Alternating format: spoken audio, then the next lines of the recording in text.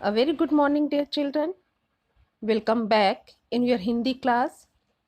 Dear children, आज हम हिंदी की क्लास में आपकी पुस्तक स्पर्श भाग 1 में से पाठ नंबर 2 दुख का अधिकार पढ़ाने जा रहे हैं।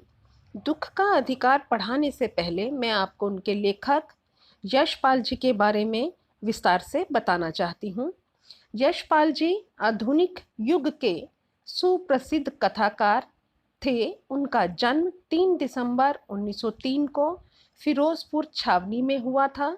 इनके पिता का नाम हीरालाल और माता का नाम प्रेम देवी था। इनकी प्रारंभिक शिक्षा गुरुकुल कांगड़ी में हुई थी। इनकी रचनाएं, यशपाल ने साहित्य रचना कॉलेज जीवन से ही प्रारंभ कर दी थी, यानी वो कॉलेज के समय ही लिखना शुरू कर दिया था।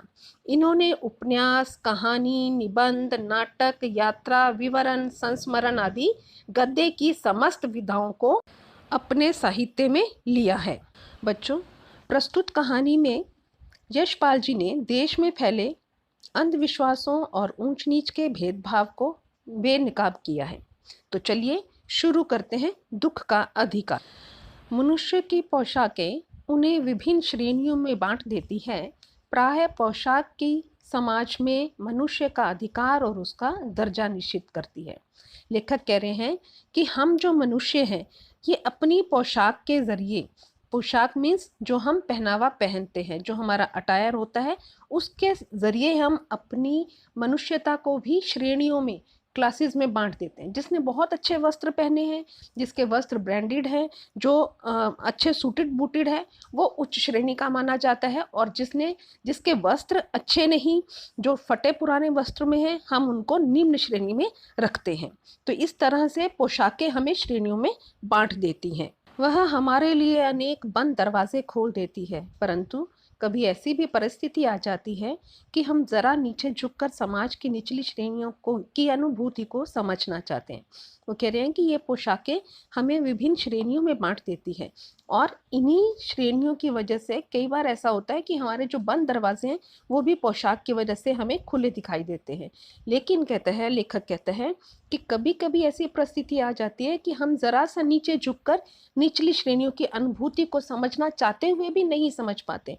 यानी लेखक कहता है कि कई बार ऐसा होता है बच्चों, जैसे मान लो हम बहुत अच्छे कपड़े वस्त्र पहने हैं, सूटेड बूटेड हैं, और एक नीचे भिखारी बैठा है जो फटे पुराने कपड़ों में है, तो क्या हम उसके साथ बैठकर उसकी मनोस्थिति को समझना चाहेंगे?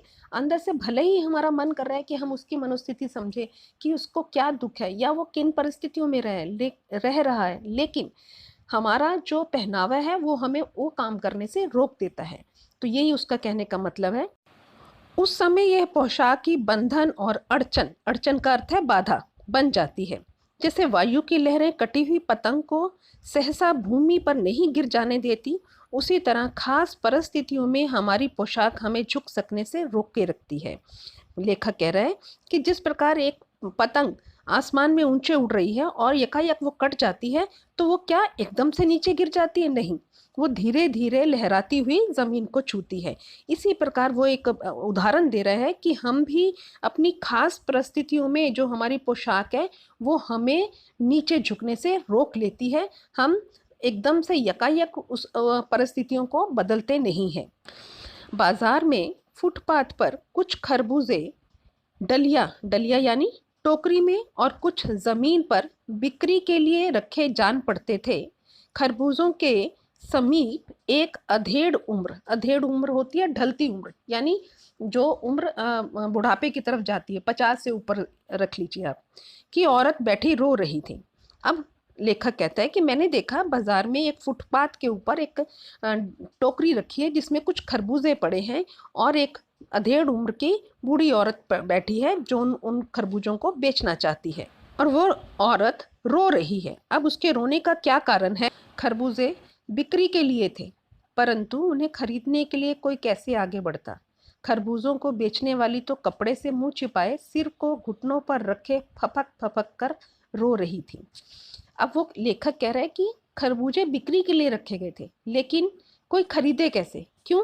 क्योंकि जो औरत उनको बेचने के लिए बैठी थी उसने अपना मुंह कपड़े से ढक रखा था और अपने घुटनों पे अपना सिर देकर फपक फपक मीन्स बिलख बिलख कर रो रही थी, जोर जोर से रो रही थी। क्या कारण था रोने का, ये आगे लेखक आपको बताएंगे। पड़ोस की दुकानों के तख्तों पर बैठे या बाजार में खड़े लोग घृणा घृणा मीन्स नफरत से उसी स्त्री के संबंध में बात कर रहे थे। क्या कह रहे थे, जो पड़ोस में दुकानें थी जहां पर वो बूढ़ी औरत अपने फल बेचने के लिए बैठी थी, वहां कुछ दुकानें थी जहां पर लोग खड़े थे और उसी औरत जो फल बेच रही थी उसके बारे में ही बातें कर रहे थे, और वो लोग उसकी तरफ घृणा से, घृणा मतलब नफरत से देख रहे थे। और क्या बातें कर रहे थे उस स्त्री का रोना देखकर मन में एक व्यथा सी, व्यथा मीन्स दुख, व्यथा सी उठी, पर उसके रोने का कारण जानने का उपाय क्या था, कैसे जाना जाए कि वो स्त्री क्यों रो रही है। फुटपाथ पर उसके समीप बैठ सकने में मेरी पोशाक की व्यवधान बन खड़ी हो गई। अब देखिए, वही जो पहले लेखक ने फर्स्ट पैराग्राफ में आपको बताया, पोशाक किस तरह किसी भी काम में आड़े आती है, उसी का एक बताया है कि लेखक कह रहा है कि मेरा मन कर रहा था कि मैं फुटपाथ पर उसके समीप बैठूं, उसके पास बैठूं, जिससे उसकी समस्या, व्यवधान मीन्स समस्या के बारे में पूछ सकूं। लेकिन उसकी जो पोशाक थी वही एक समस्या बन गई थी कि वो अच्छी पोशाक पहने है, उस दर्जे की औरत के साथ बैठकर कैसे उससे कुछ पूछ सकता है। एक आदमी ने घृणा से उस तरफ थूकते हुए कहा, क्या जमाना है, जवान लड़के को मरे पूरा दिन नहीं बीता और यह बेहया, बेहया का मतलब है बेशर्म, दुकान लगा के बैठी है। इट मीन्स यहाँ पे इस पैराग्राफ से आपको क्लियर होता है कि उस बूढ़ी औरत का कोई जवान बेटा था जो मर चुका है। अब जो दूसरे साहब थे वो अपनी दाढ़ी खुजाते हुए कह रहे थे, अरे जैसी नियत होती है अल्लाह भी वैसी ही बरकत देता है। यहाँ पे नियत का मतलब है इरादा, जैसी आपकी इच्छा होती है, अल्लाह मीन्स भगवान भी वैसी ही बरकत का मतलब लाभ देता है। अब एक दूसरा व्यक्ति था, उसकी तरफ देखते हुए उसने एक ये नुक्ता बोल दिया कि जैसी इंसान की नियत होती है वैसे ही भगवान उसको लाभ देता है। सामने के फुटपाथ पर खड़े एक आदमी ने दिया सलाई मीन्स माचिस की तीली से कान खुजाते हुए कहा, अरे इन लोगों का क्या है, ये कमीने इन लोगों का क्या रोटी के टुकड़े पर जान देते हैं, इनके लिए बेटा बेटी, खसम, लुगाई, धर्म, ईमान सब रोटी का टुकड़ा है। अब वो कितनी नफरत भरी निगाहों से और कितनी नफरत से भरी हुई शब्दों से उस औरत के लिए बात कर रहा है। वो कह रहा है कि अरे ये लोग तो बहुत कमीने होते हैं, सिर्फ रोटी ही इनका सब कुछ होता है, इनके लिए बेटा हो बेटी हो, खसम मतलब पति, लुगाई मतलब पत्नी, और धर्म ईमान कुछ नहीं है, केवल इनके लिए रोटी का टुकड़े का ही को ही महत्व देते हैं ये लोग। ऐसा वो लोग आपस में बातें कर रहे हैं। प्रचून की दुकान होती है जहाँ पे दाल आटा वगैरह सब मिलता है, उस दुकान को प्रचून की दुकान कहा जाता है। पर बैठे लाला जी ने कहा, अब एक लाला जी जो प्रचून की दुकान चला रहे हैं, उन्होंने क्या कहा, अरे भाई इनके लिए मरे जिए का कोई मतलब ना हो, पर दूसरे के धर्म ईमान का तो ख्याल करना चाहिए। अब वो लाला जी कह रहे हैं, ठीक है भाई, इनके लिए मरना जीना उसका कोई अर्थ हो या ना हो, हमें उससे कुछ लेना देना नहीं, लेकिन ये दूसरे के धर्म ईमान का तो ख्याल करना चाहिए इन लोगों को। जवान बेटे के मरने के 13 दिन का सूतक, सूतक होता है एक, सूतक कहा जाता है जब किसी के यहाँ मृत्यु हो जाती है या कोई नया बच्चा जन्म लेता है तो वहाँ सूतक लग जाता है। उसमें ऐसा मानना है कि 13 दिन तक कोई उस घर में कुछ खाना पीता नहीं है, ना ही मतलब उनको थोड़ा छूत समझा जाता है उस समय में।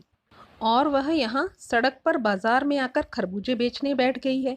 अब वो लाला जी कह रहे हैं कि इनके घर में सूतक लगा है क्योंकि इसके बेटे की मृत्यु हो गई है और ये यहाँ पर बाजार में आकर खरबूजे बेच रही है, जिससे कि बाकी लोगों का भी धर्म भ्रष्ट हो सकता है, क्योंकि खरीदने वाले को क्या मालूम कि इनके घर में मृत्यु हुई है। तो वो लाला जी गुस्सा कर रहे हैं कि इस औरत को अपना तो नहीं लेकिन दूसरों के धर्म ईमान का तो ख्याल करना चाहिए। 1000 आदमी आते जाते हैं, कोई क्या जानता है कि इसके घर में सूतक है, कोई इसके खरबूजे खा ले तो उसका धर्म ईमान कैसे रहेगा, क्या अंधेर है। अभी वही बात वो लाला जी यही कह रहे हैं कि कोई दूसरा खरीदने वाला अगर इससे खरीद लेगा तो उसको क्या पता कि इसके घर में सूतक लगा है, इससे तो उसका ईमान भी खराब हो जाएगा। ये एक अंधविश्वास की बात कही गई है। अब लेखक आगे कहते हैं कि पास पड़ोस की दुकानों से पूछने पर पता लगा उसका 23 बरस का, बरस मीन्स साल का, जवान लड़का था, घर में उसकी बहू और पोता पोती हैं। क्या पता लगा लेखक को कि ये बुढ़िया जो है इसका एक 23 बरस का जवान लड़का था मीन्स वो अब गुजर चुका है, उसकी मृत्यु हो गई है। उसके घर में उसकी बहू है और एक पोता और एक पोती है।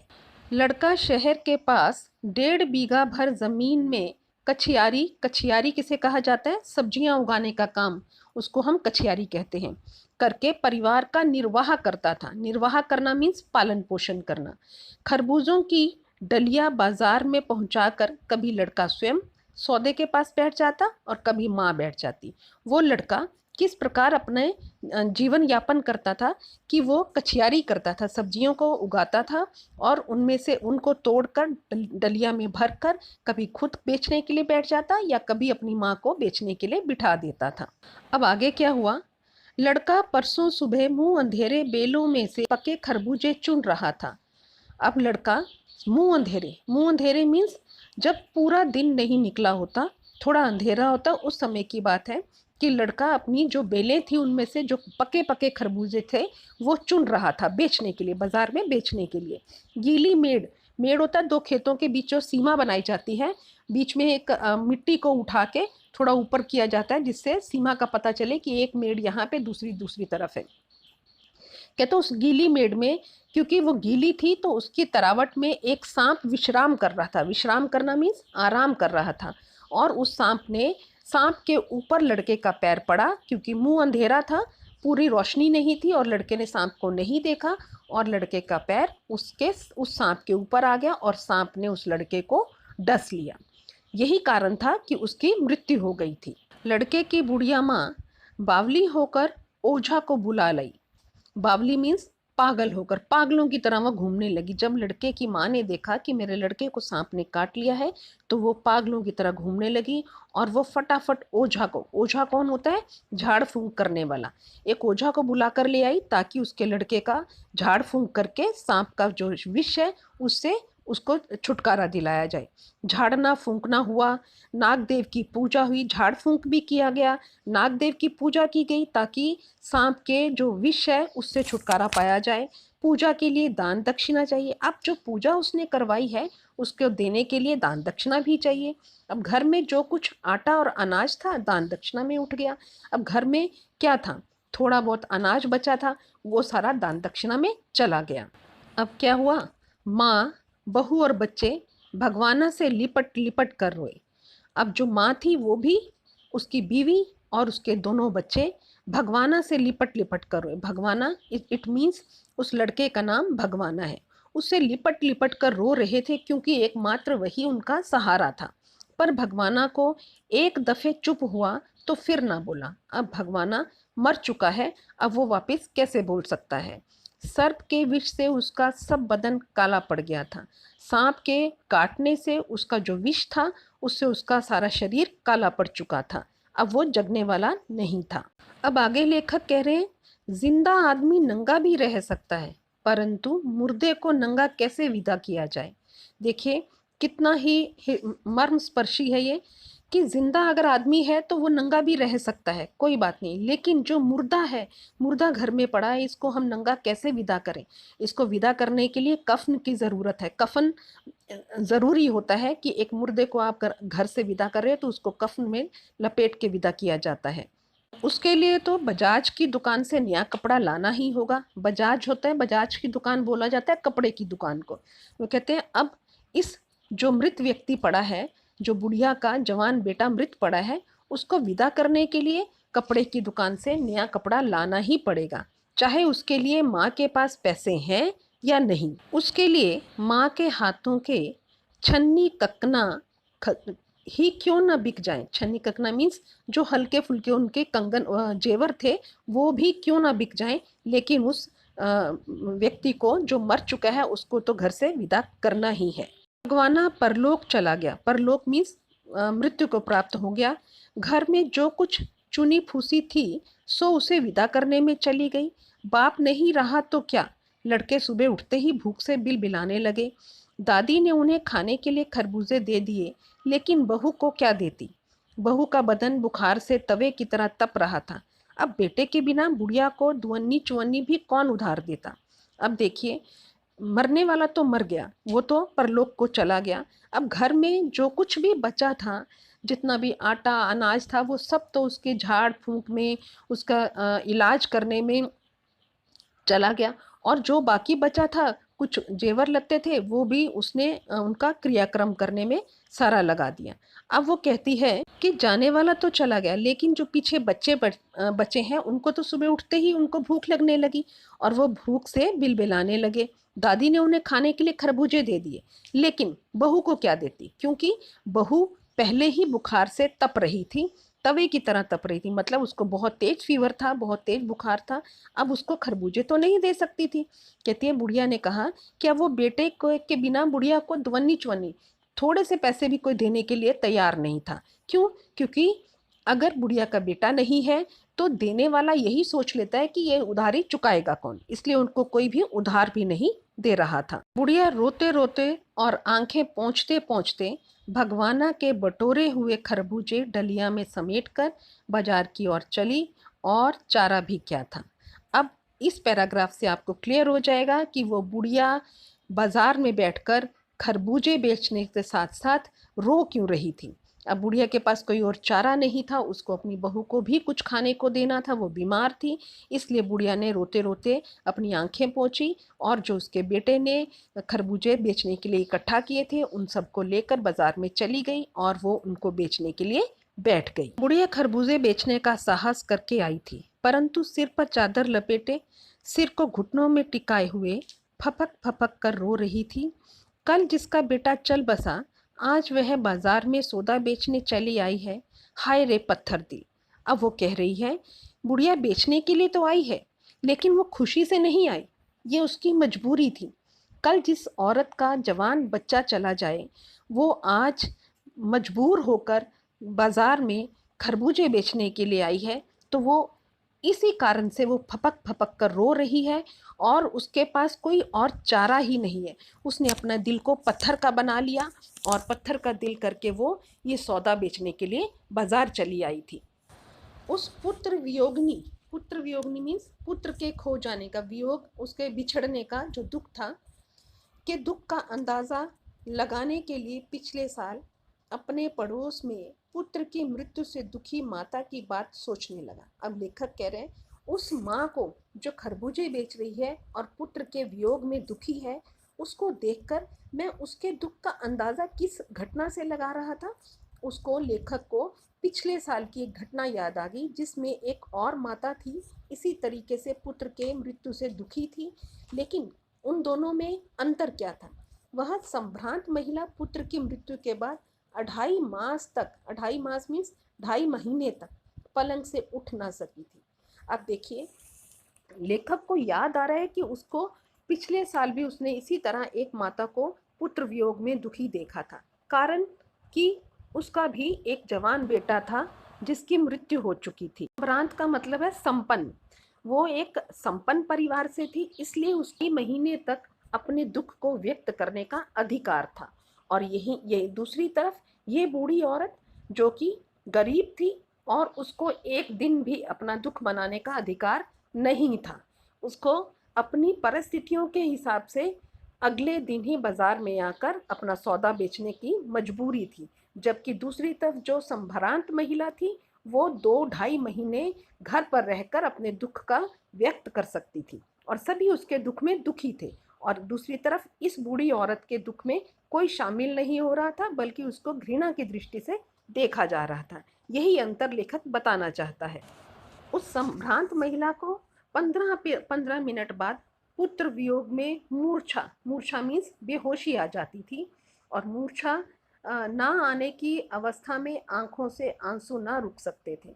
दो दो डॉक्टर हरदम सिरहाने बैठे रहते। हरदम का मतलब होता है हमेशा। सिर पर बर्फ रखी जाती थी। शहर भर के लोगों के मन उस पुत्र शोक से द्रवित हो उठे थे। अब इस महिला के शोक मनाने का तरीका कितना अलग है उस बूढ़ी औरत से, क्योंकि इस बूढ़ी और इस जो ये संभ्रांत महिला थी, ये 15-15 मिनट के बाद अपने पुत्र के वियोग में मूर्छित हो जाती थी। और अगर मूर्छित नहीं होती थी तो उस अवस्था में उसकी आंखों से आंसू नहीं रुकते थे और हर समय उसके पास 2 डॉक्टर उसकी खिदमत के लिए खड़े रहते थे और शहर के हर व्यक्ति उसके दुख में दुखी हो रहा था। जब मन को सूझ का रास्ता नहीं मिलता तो बेचैनी से कदम तेज हो जाते हैं। उसी हालत में नाक ऊपर उठाए राह चलतों से ठोकरे खाता मैं चला जा रहा था। अब इसमें सूझ का मतलब है समझदारी। अब लेखक कह रहे हैं जब अपने मन को कुछ भी समझदारी का रास्ता नहीं मिलता तो मन बेचैन हो जाता है। जब आप कोई रास्ता नहीं ढूंढ पाते हो तो आपका मन बेचैन होता है। कह रहा वही मेरी हालत हो रही थी और मैं भी अपनी नाक ऊपर उठाई। अब यहाँ पर नाक ऊपर उठाने का मतलब अपनी इज्जत को बचाना और राह चलती ठोकरों को खाता हुआ मैं आगे चलता जा रहा था। मैं कुछ कर नहीं पा रहा था और ना ही मुझे कोई रास्ता सूझ रहा था। आगे लेखक कहते हैं मैं सोच रहा था शोक करने गम मनाने के लिए भी सहूलियत चाहिए और दुखी होने का भी एक अधिकार होता है। क्या सोच रहा था लेखक कि दुख को मनाने का भी एक अधिकार होता है। अगर आपने अपने दुख को मनाना है उसके लिए भी आपको सहूलियत चाहिए। मीन्स आपको सारी सुख सुविधाएं चाहिए, तभी आप अपने शोक को अपने दुख को भी मना सकते हो। अगर वही बूढ़ी औरत के पास धन होता, अगर उसके पास खाने पीने का कोई जुगाड़ होता तो शायद वो अपने खरबूजे बेचने के लिए, अपना सौदा बेचने के लिए उस दिन इतने दुख में भी बाजार में ना आती और अपने पुत्र के वियोग को अच्छे से मना सकती। जिस प्रकार वह संभ्रांत महिला संपन्न होने के कारण अपने दुख को अच्छी तरह से मना पाई है। अब लेखक यही कहता है कि हमारे समाज में भी अपने दुख को मनाने का भी एक अधिकार होता है, जो किसको है, जो उच्च जाति के संपन्न लोगों के पास है। नीचे लोगों के पास जो संपन्न नहीं है उनके पास यह अधिकार भी नहीं है। यहाँ आपका पाठ कंप्लीट होता है। मैं उम्मीद करती हूँ आप सबको पाठ समझ में आया होगा और इसके अर्थ भी मैंने आपको साथ साथ समझाए हैं, वो आपको समझ आ गए होंगे। आज के लिए इतना ही। धन्यवाद।